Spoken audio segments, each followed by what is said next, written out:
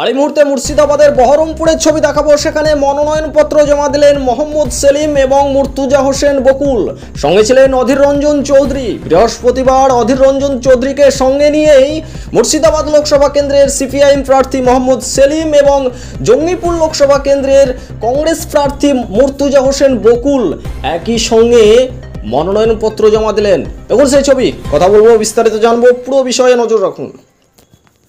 মনোনয়নপত্র জমা দিলেন মোহাম্মদ সেলিম, সঙ্গে ছিলেন অধীর রঞ্জন চৌধুরী।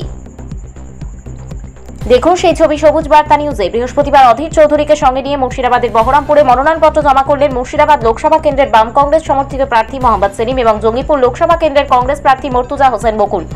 যদিও বহরমপুর লোকসভা কেন্দ্রের কংগ্রেস প্রার্থী অধীর চৌধুরীর মনোনয়ন জমা এখনো হয়নি। এদিন দুপুরে বহরমপুরে বাম কংগ্রেস কর্মী সমর্থকদের নিয়ে বিশাল মিছিল করে মনোনয়ন জমা দিলেন দুই প্রার্থী। মনোনয়ন জমা দেওয়ার পরে সাংবাদিকদের মুখোমুখি হয়ে মোহাম্মদ সেলিম জানান, মুর্শিদাবাদ বাংলাকে পথ দেখাবে। আগামী লোকসভা কেন্দ্রে বহরমপুরে অধীর চৌধুরী, মুর্শিদাবাদের মোহাম্মদ সেলিম এবং জঙ্গিপুরে মুর্তুজা হোসেন বকুলের জয় নিশ্চিত, শুধু সময়ের অপেক্ষা। রিপোর্ট সবুজ বার্তা নিউজ। বহরমপুর কেন্দ্রে অধীর চৌধুরী, মুর্শিদাবাদ মোহাম্মদ সেলিম আর জঙ্গিপুরে গোলাম মুর্তুজা, এছাড়া অন্য কোনো নাম নেই। আগামী দিনে গোটা বাংলা এবং ভারতবর্ষকে পথ দেখাবে। আজকে নমিনেশন দিয়ে বলো। আর শক্তিপুরে কেউ কেউ বিজেপি আর তৃণমূল ধর্মের নাম করে শক্তি প্রদর্শন করছে। মানুষ এখানে ঐক্যবদ্ধ, কোন রকমের চক্রান্ত চলবে না। যারা ধর্ম নিয়ে রাজনীতি করছে, মোদী আর মমতা, তাদের আস্থা করে মানুষ ছেড়ে দেবে। মানুষ ঐক্যবদ্ধ থাকবে। জোর করে দাঙ্গাবাজ দিয়ে দাঙ্গা করানো মমতা মোদী রাজনীতিকে মানুষ পরাস্ত করবে। ডিআইজি কে সরানো হয়েছে, অধীরবাবু অভিযোগ করেছিলেন, আমি অভিযোগ করেছিলাম। এবার থানায় থানায় ডিআইজি ছাড়া যদি ডিওজি থাকে তাদেরও সরানো হবে। যদি কেউ দলদাস হয় এবং ডিওজি ভূমিকা পালন করে, ডিআইজি কে ছাড়িয়ে নিই, ডিওজিদেরও ছাড়বো না। এখন সবে তো ঝড় উঠেছে, এখনো কালবৈশাখী দেখনি।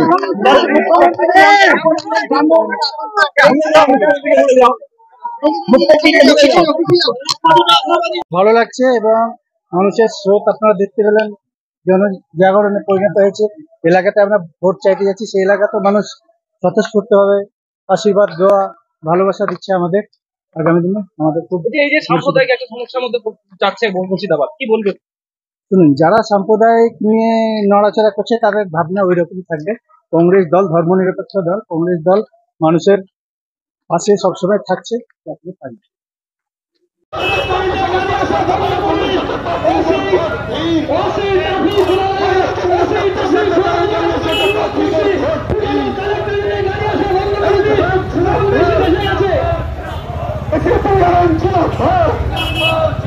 এই